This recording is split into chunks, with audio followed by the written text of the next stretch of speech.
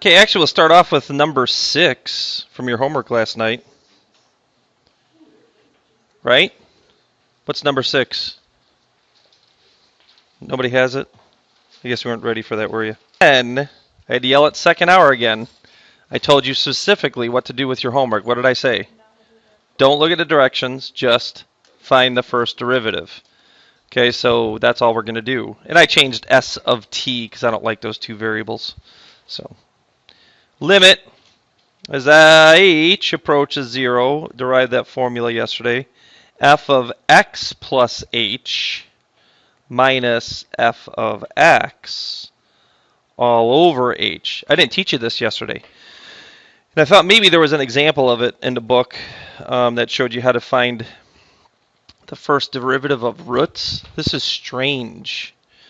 What you do goes against your belief system mathematically. What you do is you rationalize the numerator. And then you'll see why this actually does something for us algebraically. It's very strange. Of course, top and bottom, because this is a form of 1 that you're multiplying by.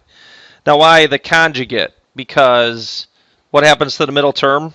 I'm not even going to write it. As ugly as it is, what's going to happen to the middle term?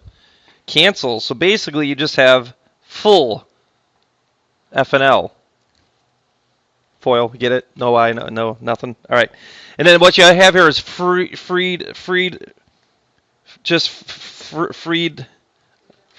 Thank you. Slow class today. And then another what? Freedom. And then this is what the students do all the time. They make this mistake. Subtract this whole binomial all over h times all this stuff. Don't be lazy, write it. Just be a fast writer. Classic cough. All right, and then when you distribute this minus sign, whistle. Cancel. Cancel. Fine. Go ahead and do this. H is all by its lonesome. Chapow. And then the next thing you can write is this. 1 over, why didn't I write the lim this time? Now I'm going to evaluate the limit because I've got it in a position where I can now plug in 0 to evaluate that limit because I don't have any more denominator issues. Lo and behold, we end up with our formula. I guess I'll rename it f prime of x, or you would have said s prime of t if we left our variables. 1 over 2 root x plus 1s. Okay? All right, we'll just proceed on and actually do these questions, okay, that were actually worded in the book. So go back to 3 and 4. I don't know if I had these as note examples or you had to do them for homework. I'm not even sure. But now we're actually going to do what the directions say. So the position of an object at time t is given by these formulas. And it said s sub t, but I changed the second one to f of t because I like that variable better. Find the instantaneous velocity at the indicated value of t. Now, this is how it works in the real world. Remember that formula for throwing an object up in the air, which is going to be our third example? All right, what happens if I throw the object up in the air at 50 miles an hour? Ready, set, go. What's the velocity right out of my hand? 50 miles an hour. What happens right away? It starts slowing down. What happens when it gets to the top? What's the velocity? 0. And then what happens? Comes down. Wow. Comes down, and then the velocity starts picking up again and going down. That's why gravity is considered negative 32 feet per second, because it's coming down on us at 32 feet per second. So a negative velocity represents going down. So the object's flight path over time would look like an upside down parabola, right?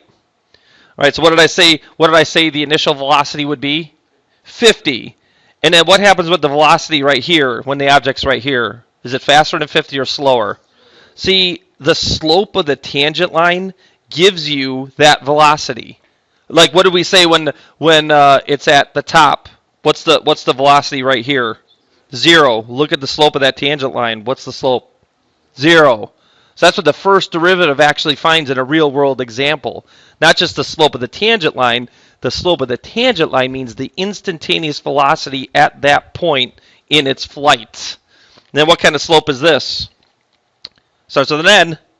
Negative. All right, and that's the idea of now after it reaches the top, it starts coming down.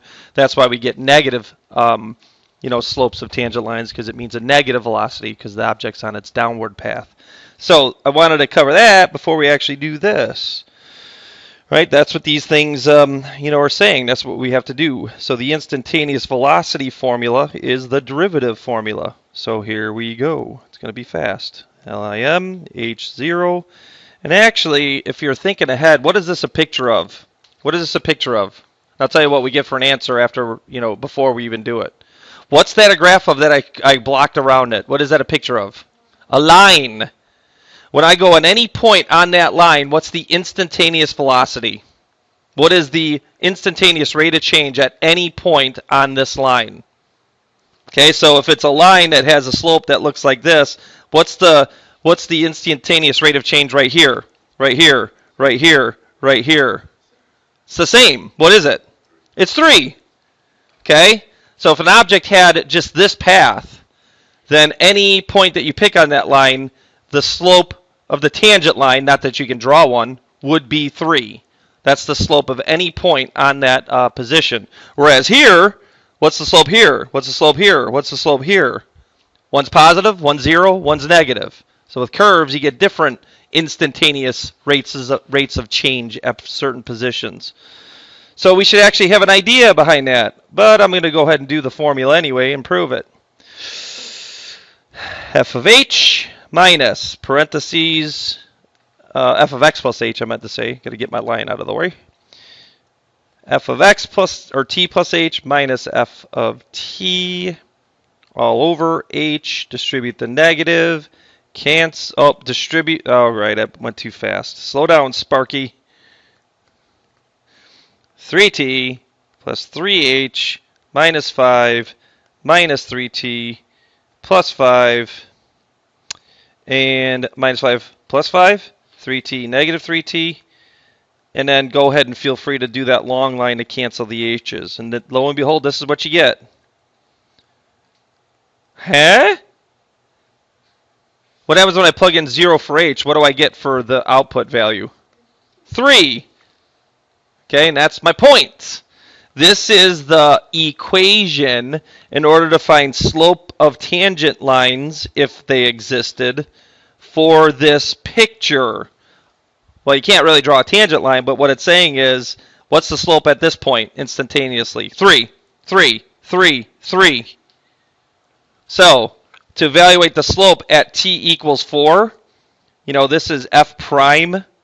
Is it f? I think it's s. S prime of t equals 3.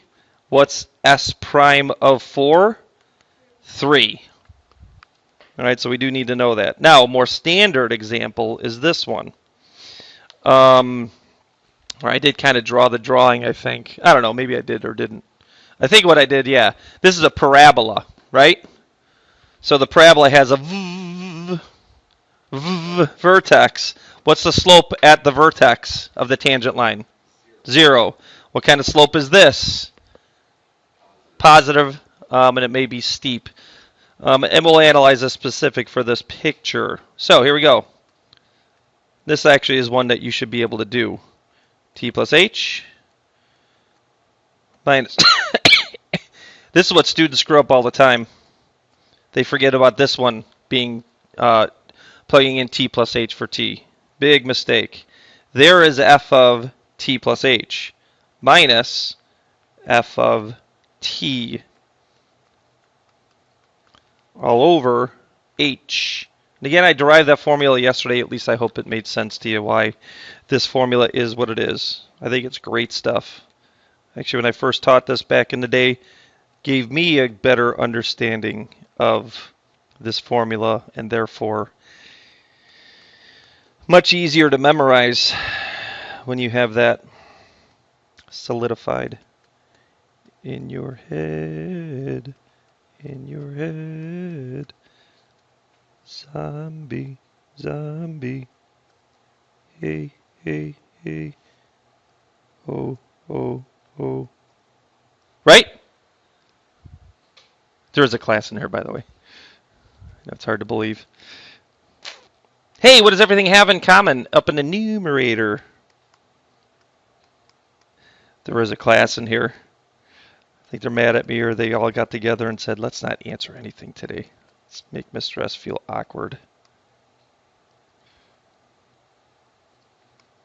Okay, now what I'm going to do is, now that I've done this, I plug in 0 for h. Okay, I know. Do I have to write that? Be nice. And then this is f prime of t equals 2t minus 2. Now what is this?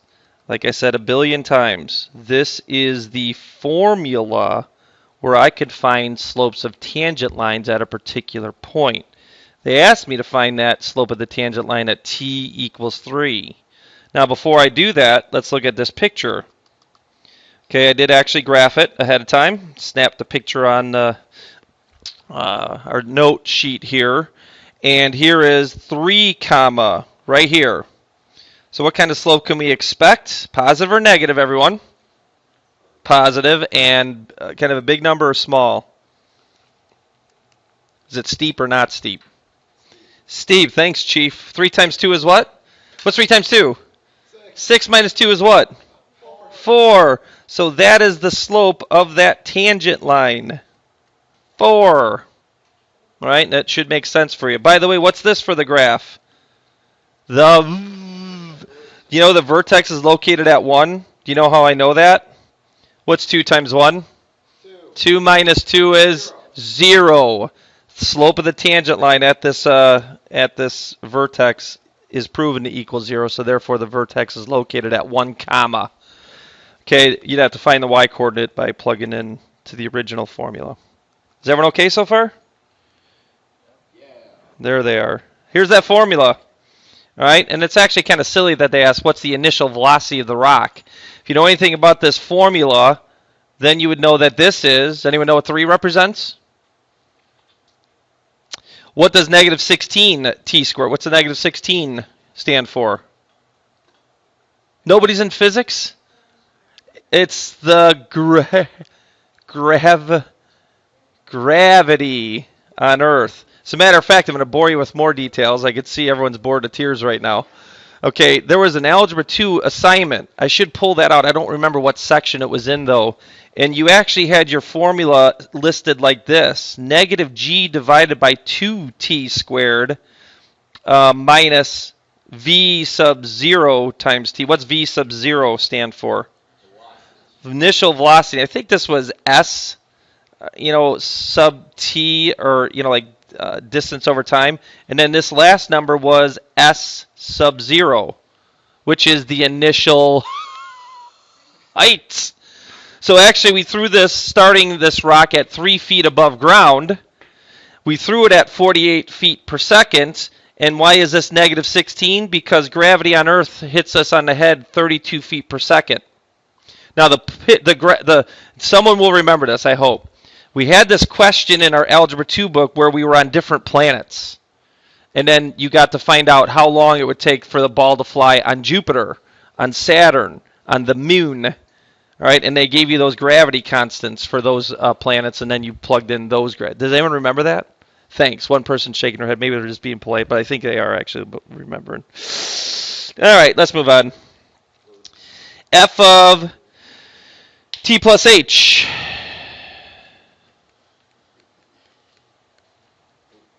Minus 16 t plus h squared. Minus f of t.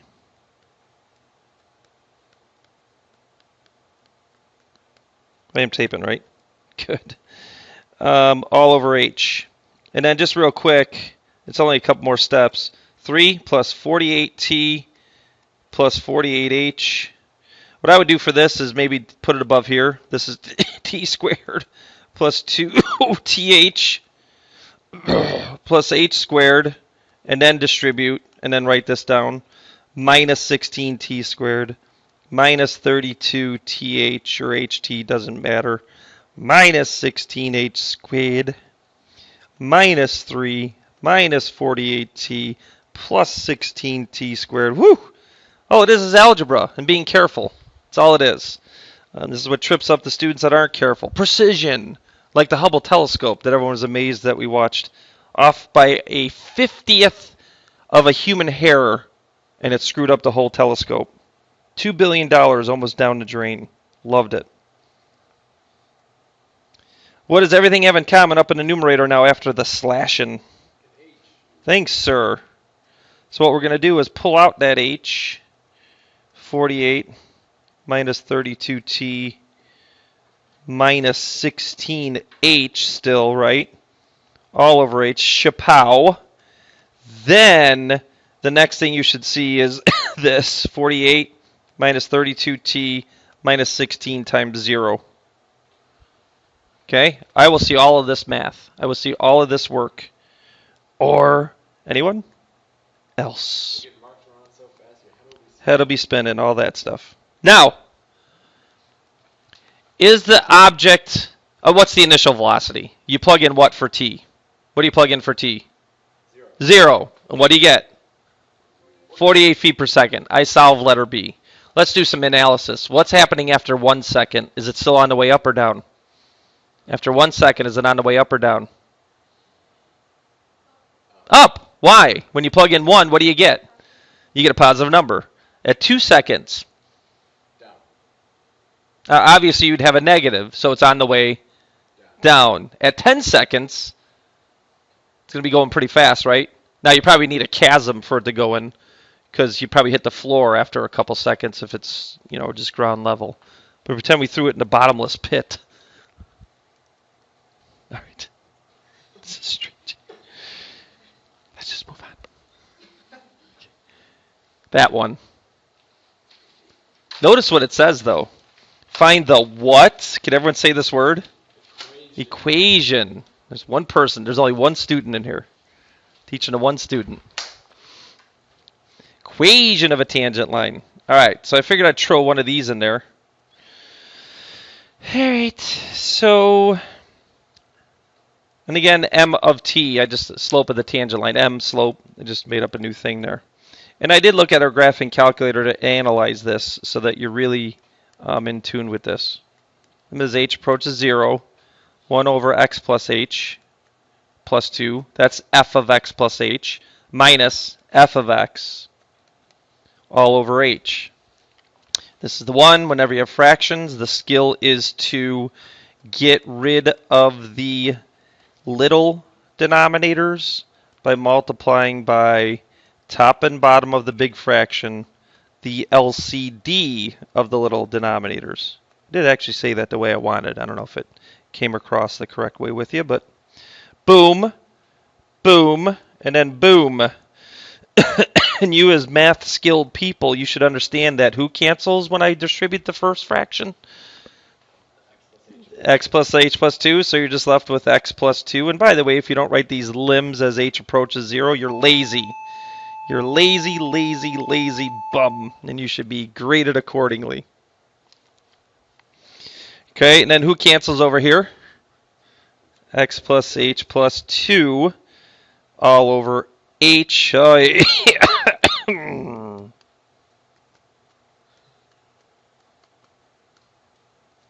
Okay, distribute, distribute, distribute, slash, slash. Hey, how do you know when you made a mistake on these limits? Like, what happens every single time up in the numerator? Probably won't get an answer for that. You only get stuff that has what in it? H's. Not, now, in this case, it's just H, but look at the previous example. Everything canceled except for stuff that had an H in it, right? And then I get to factor it out. So there's another clue, and usually the mistake is not distributing the negatives appropriately right here. Every single time some students make that mistake. Boom. Then the next thing is negative 1 over x plus 0 plus 2 times x plus 2, which is our formula, I forgot what this was. Was it f of x? F prime of x equals negative 1 over x plus 2 squared. All right, so what is this? This is the slope of the tangent line formula. I can find any slope of a tangent line from any point on the curve. It's a Fattermact. I'm going to cowboy this. Yeehaw! And bring this down here so we can look at this. But we have a question. So, no, you're fine. It was good. So, well, I was just going to get to it too. All right. So here's one. All right. So, we should know this graph too. What kind of asymptotes does it have? Horizontal at y equals 0, and a vertical at x equals negative 2. And there, lo and behold, there you got it. X equals 2, y equals 0. You can see the behavior as this graph is right here. Here is 1 comma. Okay, so that's what we're finding. We're actually finding this tangent line's slope. So you have to understand what each, what I'm doing with each one of these. First thing I'm going to do is plug in 1 into this formula. And that gets me negative 1/9. That is the slope of this line. And it looks like it, doesn't it? Doesn't it look like not very steep and negative? Yeah. Yes. So I'm trying to get you a feel for what you're doing. Feel it. Okay, but now how do I get did you see it said equation of a line? Well, last time I checked, this is the equation of a line in point slope form, right? What do I have right now of this line? I got it. You have the slope. What else do you need? A point. Now, what happens here? Don't both of these graphs share this point? Like this is a point on the 1 over x plus 2, but then this is where the tangent line crosses this graph, so it also has that same coordinate. So how do I get a point? I go to the original equation and get, what is that point? No, I plug in 1 into the original equation so I can get the output value. Oh, so this is at 1 comma 1/3, which actually is shown right here. I did that with my graphing calculator. I don't know why this just came up. I accidentally hit a button. Go away. All right. So now what I can do is plug this in. Plug it in. Plug it in. And then I'm going to go ahead and solve for y. Y equals negative 1/9 x. Oh, never was good at math. So 1/9 and 3/9 is 4/9. There's the equation of the tangent line. All right? All right. Hey, because I want the notes to keep going because you look like you're having so much fun, what if we had to find f prime of x of this one? Oh, I'm going to get mean. No, I won't. I was going to get meaner than this. Oh, no. Do you remember this?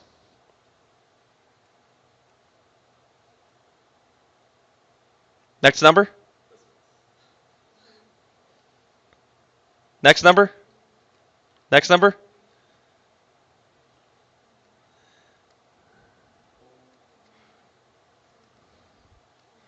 Ran out of room for my triangle. Oh. All right. You remember what this is used for? This is used for helping me on this. I'm going to zoom back. Okay, so what do I have to do? I have to find the limit as h approaches 0. So I'm going to find f prime of x of f of x plus h. Holy crap. What I was going to do is do an x to the 4th. That's why I gave you this line. Okay. Oh, my goodness. Oh, man. Hate math. Minus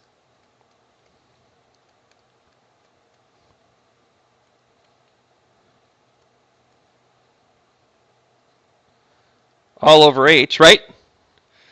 Now, the reason I gave you this is cubed, I'm sorry, is x plus h cubed. Here it comes. Are you ready for this? Boom, boom, boom, boom, boom, boom, boom, boom, boom, boom, boom, boom.